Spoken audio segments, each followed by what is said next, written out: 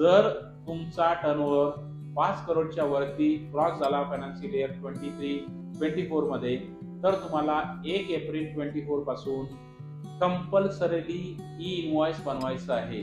आता E invoice काय, तुम्ही जे तुमचं आज इनवॉइस बनवत आहात ते तसंच नॉर्मल इनवॉइस बनवायचं आहे. तुम्हाला गव्हर्नमेंटच्या पोर्टलवरती ते इनवॉइस अपलोड करायचं आहे. तुम्हाला ई इनवॉइसिंग पोर्टलवरती रजिस्टर करावं लागेल.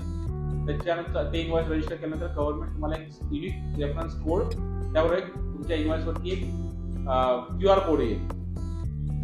हे कंपल्सरी तुम्हाला, जर तुमचा टर्नओव्हर 5 करोड क्रॉस झाला असेल, कंपल्सरी 1 एप्रिल पासून तुम्हाला करायचं आहे.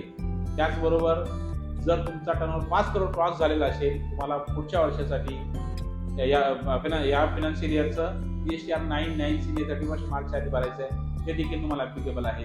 तुम्ही QRMP स्कीम अडॉप्ट करू शकत नाही, तुम्ही कंपोजिशन स्कीम मध्ये अडॉप्ट करू शकत नाही.